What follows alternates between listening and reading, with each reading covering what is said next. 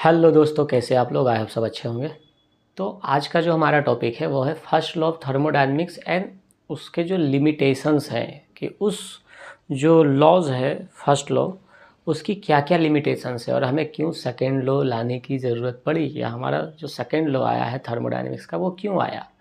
इसी की कुछ जो मॉडिफिकेशंस है, जो इसमें लिमिटेशंस थी उसको क्लियर करने के लिए जो हमारा सेकेंड लॉ ऑफ थर्मोडायनेमिक्स आया है,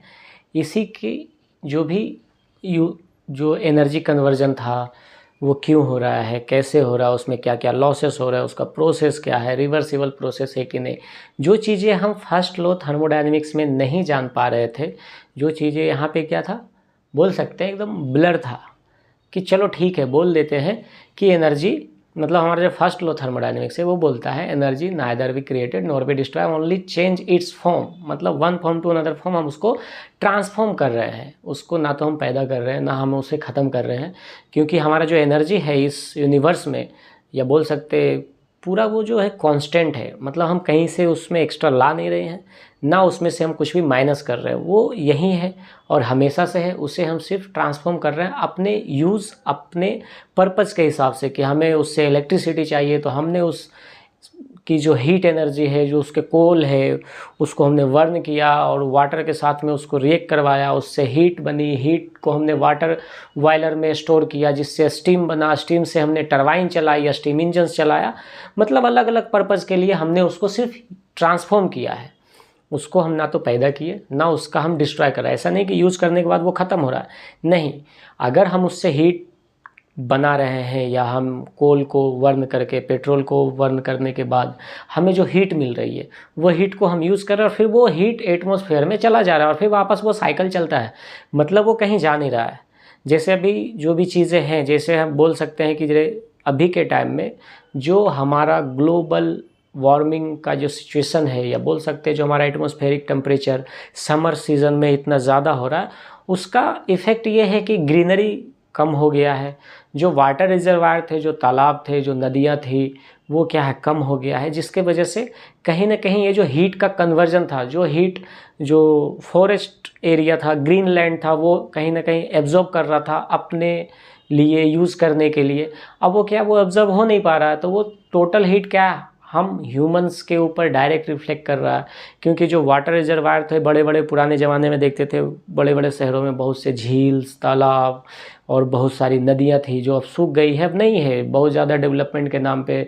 डिफॉरेस्टेशन हुआ, उसके वजह से हीट कहीं ना कहीं जो एक साइकिल चल रहा था उसमें, वो जो एक इकोसिस्टम था उसमें कहीं ना कहीं वो इकोसिस्टम में डिसबैलेंस हुआ है, जिसके वजह से कभी भी हीट बहुत ज़्यादा हो रही है। फिर हम जो है रेफ्रिजरेशन सिस्टम यूज़ कर रहे हैं, एयर कंडीशनिंग सिस्टम यूज़ कर रहे हैं, जिसके वजह से हम जो है अपने कंफर्ट के लिए और भी चीज़ों को मतलब डिसबैलेंस करने में लगे हुए, जिसके वजह से क्या है, टेम्परेचर कहीं बढ़ रहा है, कहीं बहुत ज़्यादा डाउन हो रहा है। तो ये चीज़ें कहीं ना कहीं जो एनर्जी है, जो उसका फ्लो है, वो कहीं ना कहीं डिसबैलेंस हुआ है। तो कहने का मतलब ये है कि जो हमारा जो एनर्जी है, जो एक कांस्टेंट एनर्जी है, जो ऑलरेडी इस यूनिवर्स में पहले से ही है, उसको हम as per human purpose, as per comfort, हम उसे सिर्फ ट्रांसफॉर्म करके यूज़ कर रहे हैं और वापस से वही एटमॉस्फेयर में वो चला जा रहा है। हमारा फर्स्ट लॉ ऑफ थर्मोडायनेमिक्स यही कहता है। अब इसमें समझते हैं कि इसका लिमिटेशंस क्या क्या है, क्या क्या चीज़ें हैं जो हमें इसमें एक्चुअल में कंफर्म नहीं हो पाया कि ये फर्स्ट लॉ थर्मोडायनेमिक्स में क्या क्या चीज़ें हैं जो रह गई थी, जिसके लिए हमें सेकेंड लॉ थर्मोडायनेमिक्स पढ़ना पड़ रहा है। अब पहला जो है लिमिटेशन से, जो इसमें हीट फ्लो बता रहा है, क्योंकि जो हमारा नेचुरल फ्लो है हीट का, वो क्या करता है, हमेशा high body to low body जाता है। ये एक नेचर है, वो नेचुरल फ्लो है जो पहले से ही कंटिन्यूसली चल रहा है। कि अगर गर्मी का दिन है तो हमें गर्मी ही लगेगी, क्योंकि outside of the atmosphere temperature higher है एज कंपेयर टू हमारा बॉडी टेम्परेचर, तो हमें गर्मी लगेगी। और वही विंटर की बात करें तो जो हमारा बॉडी टेम्परेचर है वो हायर है as compare to atmospheric temperature, क्योंकि उस टाइम जो हमारा एटमॉस्फेरिक टेम्परेचर होता है वो डाउन होता है। तो ये एक नेचर ऑफ फ्लो है हीट का। पर अगर इसको हमें रिवर्स फ्लो करवाना हो, कि ये लो टू हाई हमें भेजना हो, तो क्या करेंगे, तो ये चीज़ें इसमें कन्फर्म नहीं था।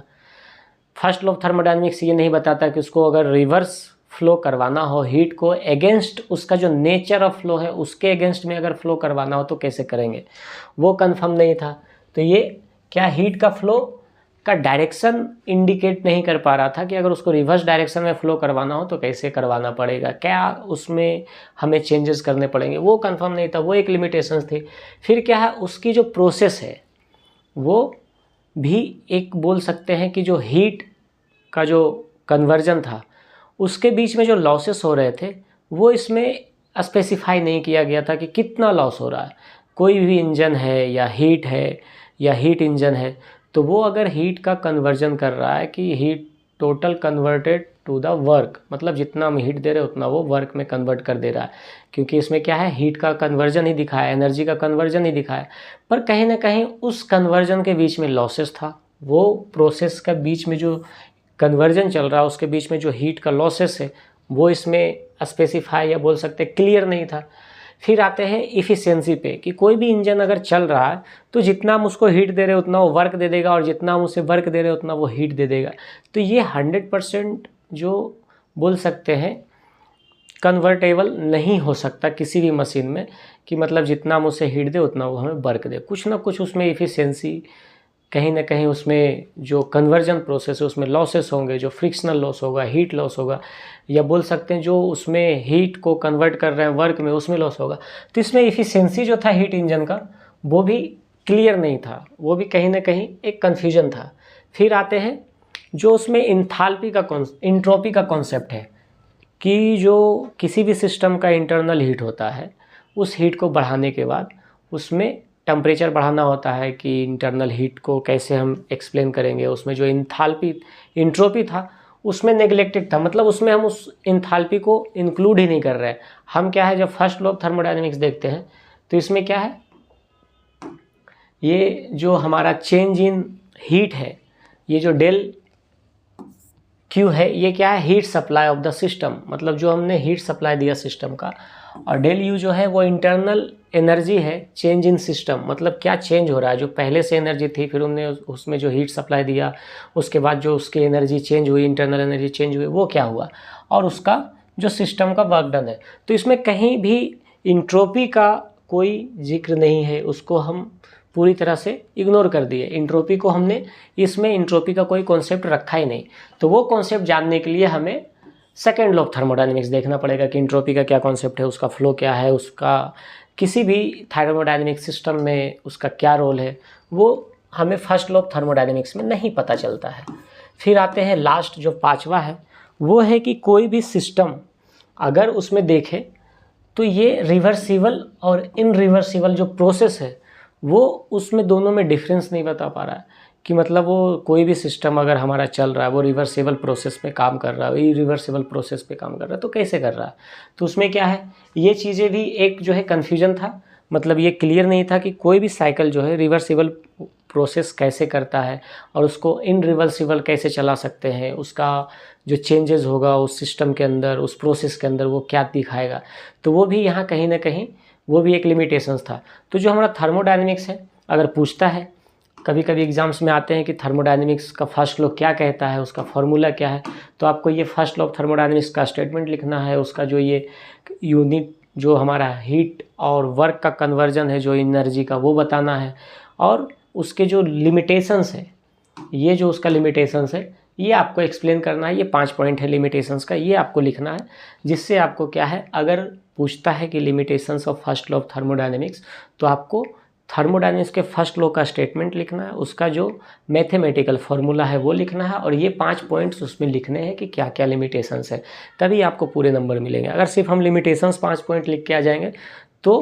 कहीं ना कहीं वो बोल सकते हैं इनकम्प्लीट आंसर होगा, क्योंकि अगर हम first law of thermodynamics limitations of first law of thermodynamics बोल रहे हैं तो पहले फर्स्ट लॉ क्या है वो बताना है, उसका मैथमेटिकल जो फॉर्मूला है, जो उसका डेरिवेशंस है आए हैं, जो यूनिट बोल सकते हैं, जो उसका हीट और वर्क का जो कन्वर्जन है वो कैसे हो रहा है वो दिखाना है, और फिर उसके लिमिटेशंस को बताना है। तो इस तरह से आपको एग्जाम्स में लिखने कभी आता है कि limitations of first law of thermodynamics, तो आप इस तरह से नोट बना के रख सकते हैं और उसको लिख सकते हैं।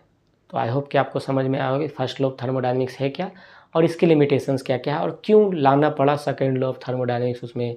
जानने के लिए क्या क्या इसमें रह गया था जो उसमें एड ऑन हुआ है। तो थैंक यू सो मच, मिलते हैं नेक्स्ट वीडियो में।